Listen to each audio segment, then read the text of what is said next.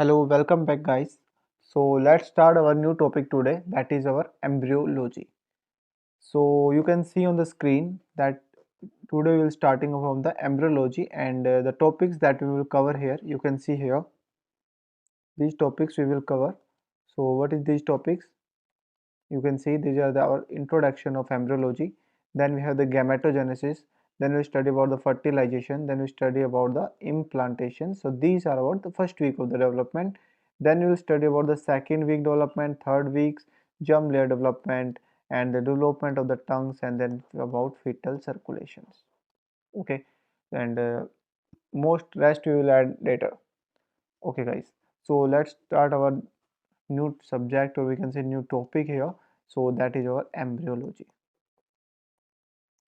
So what do you mean by first question rise here? What do you mean by embryology? So embryologically is basically what is that? Logy means is like study, logia, study of science or something. So embryology, what is embryo? Like formation of embryo and development of embryo. So it is actually what is that? It is the study of formation and development of embryo development of embryo and fetus. Development of embryo and fetus. So when we will call the question rise here, that when we will call that embryonal period and we will call it fetal period. तो भैया embryonal period simple सी चीज़ है कि कब हम उसको हम कब कहेंगे, जब वो टिल 8th वीक इन इंट्रायूटरल लाइफ. अगर कोई बच्चा अगर जो अपने 8th वीक में 8 वीक तक 0 से 8 वीक हम उसको कहेंगे एम्ब्रो, उसको कहेंगे एम्ब्रियो. सो इन इंट्रायूटरल लाइफ, जब वो उसकी इंट्रायूटरल लाइफ के अंदर है. Foetal period from 9 month to birth. तो क्या हम फीटल पीरियड को एक्स्ट्रा एम्ब्रियोनल पीरियड भी बोल सकते हैं, या फिर हम बोल सकते हैं post embryonic period. We can say it post embryonic period. बिल्कुल सही कह सकते हैं. Then what is the pre? We can say we have, if you have the post, then we also have the pre-embryonic period. So pre-embryonic period is pre-embryonic period. Remember, we have the pre-embryonic period, that is pre-embryonic. That is how much we have 0 to 2 weeks. That is our pre-embryonic periods, where the epiblast formation or our fertilization implantation will occur. Okay, the next question here. Then what is the where introductions? Let's study about the introductions. So in embryology, we'll study about the gametogenesis, we'll study about the fertilization, implantations, and spermoogenesis and the gametogenesis. All these things we'll study. But before that, we need to know like how the gonads formation will occur. We need to know how the formation of the gonads. So formation of gonads. So gonads is exactly what? Gonads, these are our primary sex organ. These are our primary sex organ, that is testes in the male and ovaries in the female, that produce the gametes, sex gametes. They produce the gametes, spermatogonia and oogonia. Okay. So then the formation of the gonads. So how the formation of gonads will occur? So formation of the gonads, it will occur by the primordial germ cells. So what is the first, what is the primordial germ cell? We didn't hear about that. So primordial germ cells is the cells that arise or that will forms or develop produced by the epiblast. That epiblast will study in second week of the development. So that is a primordial germ cells. Now the primordial germ cells, then it will migrate to the primordial germ cell. It will migrate to which cells? It will migrate to endodermal wall of the yolk sac. That is all the part of the second week. Endodermal wall of yolk sac. When it will migrate to the endodermal wall of the yolk sac, it will migrate on the fourth week of intrauterine life. Okay. Then these primordial germ cells from that present in the endodermal wall of the yolk sac, then it will migrate to the gonadals. It will migrate to the gonads like our testes and the ovaries. So it will migrate to the gonads on which week? On fifth week of intrauterine life. we can say that primordial germ cells, it migrate to the primordial germ cell, it migrate to the gonadal ridge or we gonads. Primordial germ cells, it migrate to the gonadal ridge when on fifth week. Gonadal ridge on when on fifth week. It migrate through which duct? That migrate through, remember, which migrate through which duct? It's migrate through Vitellin duct. Which duct? Vitellin duct. Okay. Now in the gonadal ridge, you can find the three type of the cells. So gonadal ridge, you will find the three type of the cells. So three types of the cells. Which three types of the cells are here? Let's see. Three types of the cell. So which three type of the cells they will give rise to? So first we can say we have the primordial germ cells. As we already told, that is our primordial germ cell. Okay.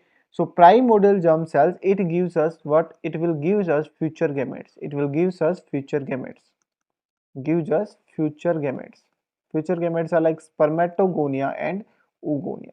Spermatogonia and oogonia. It will give us spermatogonia like sperm and spermatogonia in male and oogonia in female. Okay guys. Okay. Then next we have which cells? We have the mesothelial cells. They will gonadal ridge, it will produce the second cell, that is our mesothelial cells. So mesothelial cells, it gives a structure that going to harbor and development of primordial meso what is that? Mesothelial cells. Let me write again here. That is our mesothelial cells. Mesothelial cell. So mesothelial cell is basically what it's give rise to, it's harbor the and helps in development of primordial germ cells. It helps in the development, or we can say it's like helper cells of the primordial germ cells that help in the development of the primordial germ cells, and it give rise to the seminiferous tubules. It give rise to seminiferous tubules in female or male? In, of course, in male. In seminiferous tubules in the male, and the formation of the follicles formation in the females. Follicles formation like primary follicles, secondary follicles in females. Okay guys. Then there is also third cell that we can say, that is our mesenchymal cells. Which cell we have? Mesenchymal cell. Mesenchymal cell. So mesenchymal cell is actually what? So mesenchymal cell, it is the supporting cell. It supports our primordial germ cell. It is the supporting cell, or we can say it nourish. It help in the nourishment. It provides the nourishment. Like in the male we have the Leydig cell. In the male we have Leydig cell, and if you talk about the females we have ovarian stromal cells. Or we, in female we can say stromal cell or ovarian stromal cells. So they help in these are the mesenchymal cells that helps in the supporting the our gonads. Then if you talk about the male and female, then how the formation of the gonads will occur. So all the if you talk about the all the urogenital system, all the urogenital part, that mostly the urogenital tract or genital tracts arise from the intraembryonic mesoderms. It arises from the intraembryonic mesoderms. Mesoderms, all the germs layer we also study.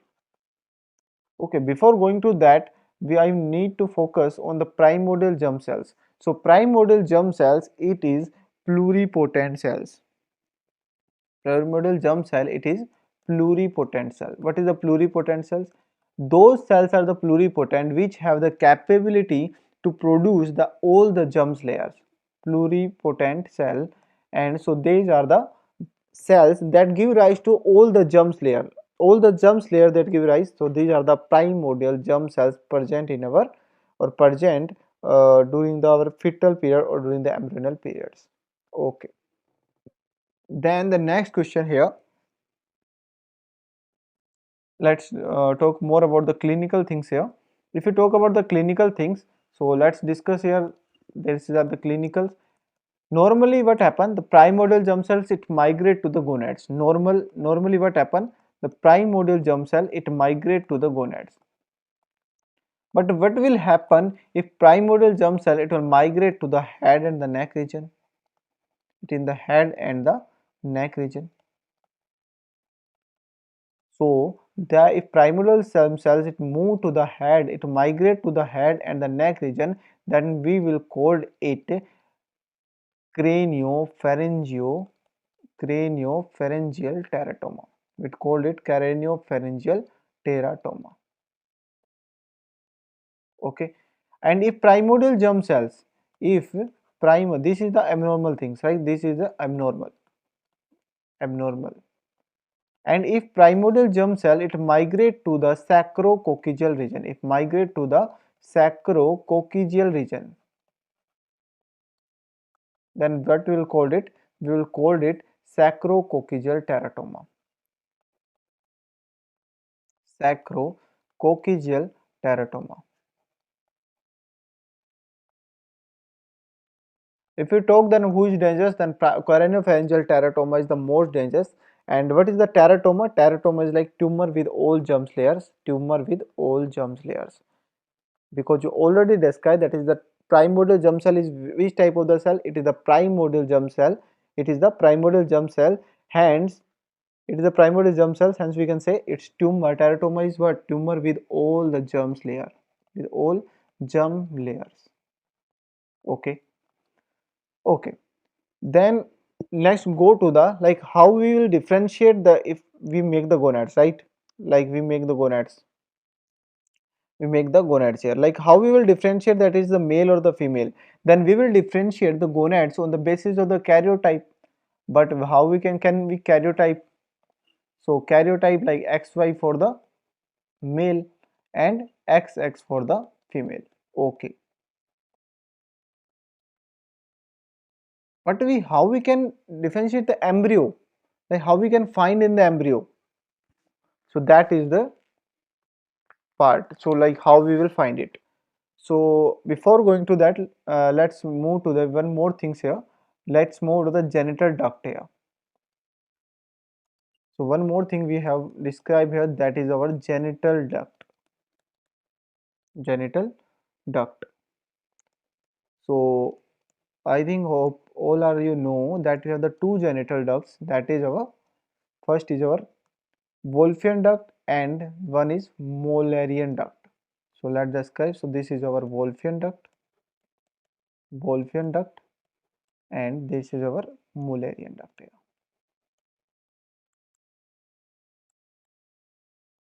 So Wolffian duct, it's also known as mesonephric duct. It also known as, also we can say Mullerian duct is also known, we can say that is our mesonephric duct.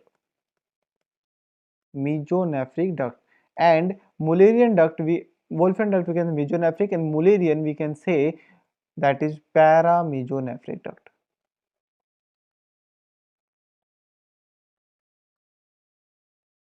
But this is confusing. So, sir, sometimes like Wolffian is paramesonephric and Mullerian is mesonephric. But so remember like that.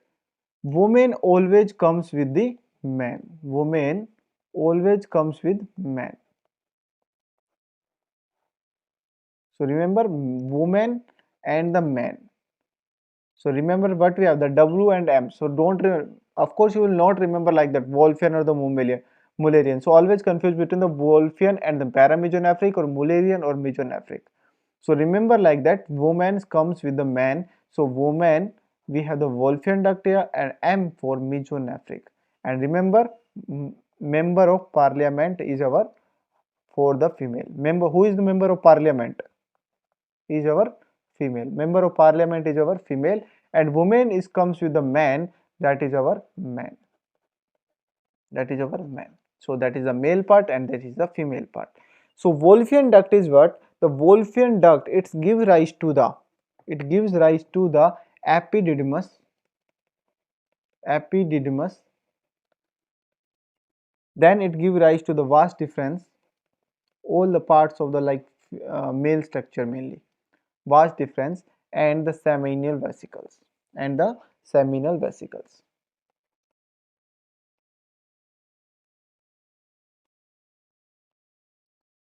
Or we can say appendix, okay, this one. Then if we talk about like, if we talk about what, if we talk about in the females, in the female, the Wolffian duct gives rise to the appendix of the ovary, appendix of the ovary and Gartner's duct, Gartner's duct. The main thing to remember here, the main thing to remember here is this one: epididymis, vas deferens, and seminal vesicles. Like Wolffian, like for the male, and a Mullerian duct for the female. Then Mullerian duct, if we talk about the Mullerian duct, then Mullerian duct it gives rise to the appendix of the in the female. For if Mullerian duct, then first talk about the female, then it's like the fallopian tube, uterus, cervix, and upper one third of the vagina. Upper one third of vagina. So this is done by Mullerian duct. And in the male it gives rise to the appendix of the ovary. Remember, male, for the male it gives rise to the appendix of the testis. So I think no confusion for that.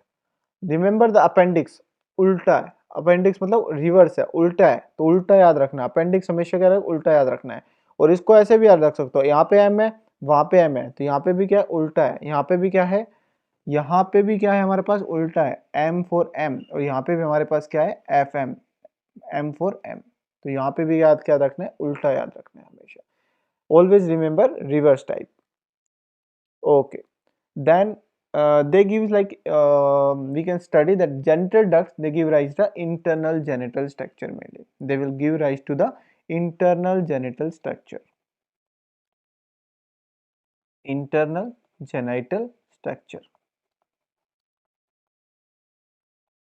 Okay. Okay. So remember one more thing for the genital ducts, that they don't have any no. Remember that they don't have any hormonal input. So how they will form? They don't have no hormonal input for that, no hormonal input. So what happen is that one will survive, one will survive, and one will regress, one will survive and one will regress. Like if you talk about the, if you talk about like for the male, so male have which will survive. For male we have Wolffian duct will survive and the Mullerian duct will regress or will suppress. Okay, so this is about our genital duct. Now remember, like we need to differentiate like how the gonads, made the gonads from the primordial germ cells, but now we need to differentiate like how the we will differentiate the from that who is male and who is female, who is male and the who is female. So we need to differentiate that. So how we will differentiate that, we will differentiate it based on our genotype, as we told here. So genotype, that is for female and that is for male. So you can say the male have the different genotype, then we can say karyotype. So this is Y. So remember the Y have one gene here, Y have gene, Y chromosome, they have gene here, have gene that we called it SRY gene, that we called it SRY gene. So what is SRY gene? It is testis determinating factors. It is testis determinating factor. Testis determining factor. They helps in the male development. So this gene, it helps in male development. This helps in male development. Remember it like that. Then sorry कौन बोलता है सबसे ज़्यादा? Sorry किसे बोलना पड़ता है? Male को. सॉरी किसको बोलना पड़ता है? Sorry, I am sorry. Sorry किसको बोलना पड़ता है? मेल को. तो इसको remember, who have SRY gene, we have the SRY gene for the male, SRY gene in the male. It's called testis determinating factors. And now the most important thing here, that is our like who will they will stimulate SRY gene, they will stimulate when they will stimulate the Sertoli cells and the Leydig cells. So they will stimulate the Leydig cell and the Sertoli cells. So Leydig cell, remember the Leydig cell, they will produce the two hormones, that is our testosterone and DHT. What is that? Dihydrotestosterone. That is dihydrotestosterone. Remember one more thing here, that dihydrotestosterone, it's do not produce directly by do not produce. Remember it like that. So they have the do not produce directly by, the do not produce directly by the Leydig cells. Do not produce directly by the Leydig cells. Do not produce directly by Leydig cells. Do not produce directly by the Leydig cells. Instead of like testosterone, they will develop into the dihydrotestosterones. So what is the function of that, sir? So testosterone, you all we know. So testosterone, it helps in the development of, it helps in development of Wolffian duct. It helps in development of Wolffian duct, or we can say helps in development of Wolffian duct, or we can say that it's help in the formation of our primary, secondary, or our sexual characteristics, responsible for sexual characteristics. As all we know that testosterone is our main sex hormone, main sex hormone. Okay, and they do not produce directly by the Leydig cell. What is the dihydrotestosterone do? Dihydrotestosterone, they will responsible for the external genital formations, responsible for external genitalia formation. What is external genitalia? Like prostate, penis and the scrotum. Prostate, penis and scrotum. So remember PPS, remember PPS, that is a short form of the external genitalia. So dihydrotestosterone, they will stimulate the formation of the prostate, the penis and the scrotum. Okay, okay. Then what the Sertoli cell will do? Sertoli cell, they will produce Sertoli cell. What it will do? It will secrete the Mullerian inhibiting factor. It will secrete the Mullerian inhibiting factor. What is that? That is Mullerian inhibiting factor. Why?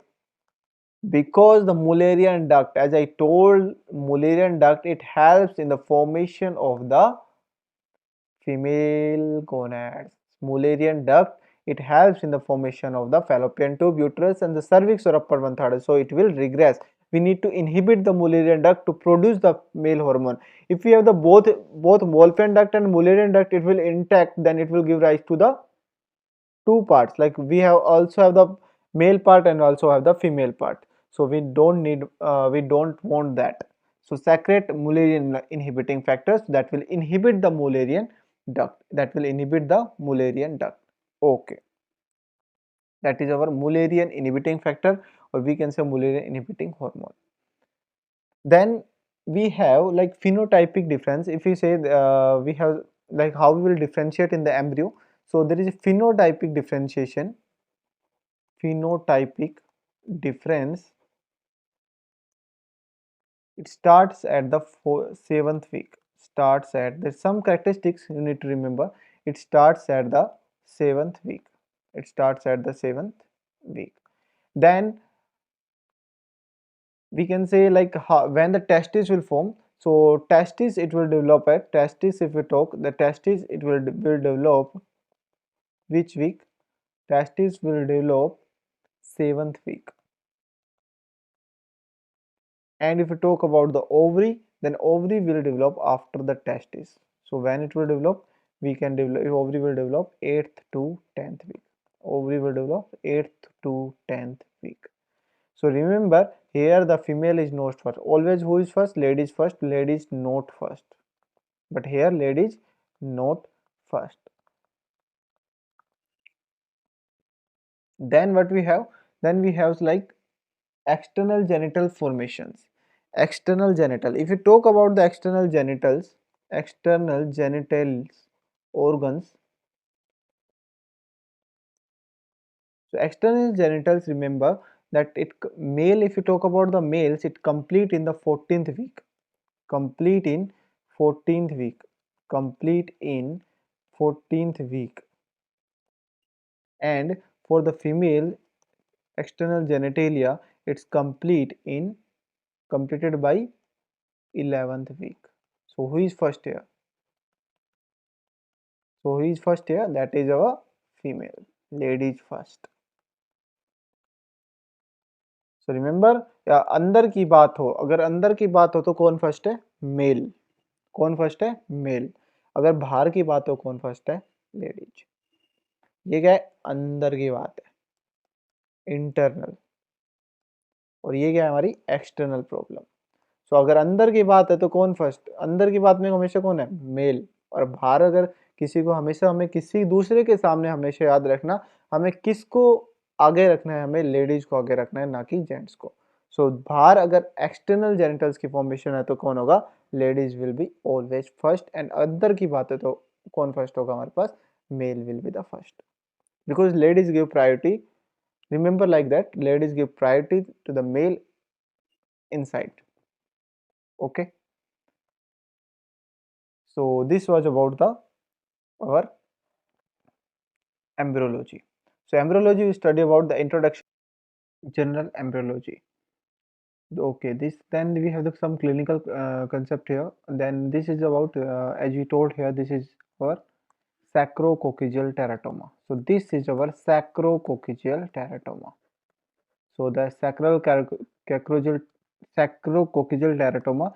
So I told that if primordial jump cell, it migrate to the sacrococcygeal regions. Like this is our sacrococcygeal region. So it mainly affect the tail bones. So this is our, and it includes the all germ layers. So it is like big tumor because all germ layers are present. All germ layers are present here. And you can say, if you want to see the ultrasonography, then ultrasonography, it will looks like this. And you will see the ultrasonography, there is a big cyst or big formation of the tumor, that is consist of again the germ cell layer.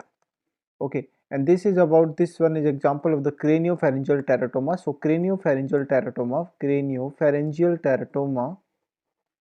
So craniopharyngeal teratoma, remember this is the part where the craniopharyngeal teratoma will arise. So when the primordial germ cells, it migrate to the head and the neck region, then it is craniopharyngeal teratoma. So what happened in the, this is the preoperative MRI image of the epiganthus tumor. That is the most common oropharyngeal tumor, that is epiganthus teratoma. That is epiganthus teratoma, the most common form of cranial or oropharyngeal teratoma. So this is the oropharyngeal teratoma. In this you can see the arrow here. So this arrow, it shows the cystic and the solid mass. Its arrow, it shows there is a cystic and the solid mass formation. Cystic and solid mass formation you can see in the arrow. And there is a CT. So this is the image again from the other planes. So this is the anterior part, and you can see here, this is the ultrasonography. So ultrasonography, you see that we have the again the formation of the big round cyst mass or this formation. And here there is a case of a child that's operated due to the form at craniopharyngeal teratoma. So in this, this is the case of the preoperative.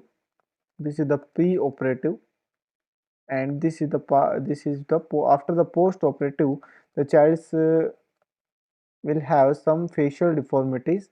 So you can see here the facial deformities here. But after that, they have some such complication will arise, that like cleft plate or some things. And then this, you can find the histology of the, if we find the histology of this child, then it looks like this. So we can find here, and it will look like this. And this is the case, the same child with the 7-year-old child. So this is a 7-year-old child who have the excellent general conditions, but have minimal facial deformity. They have minimal facial deformity.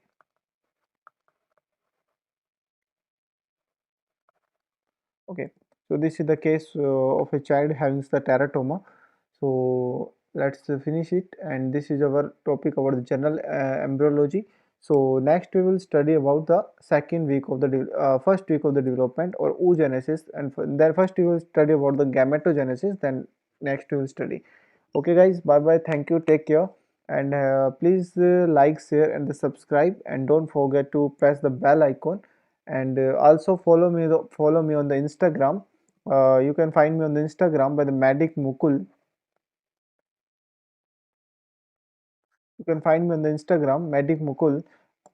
Okay, bye bye, take care, thank you.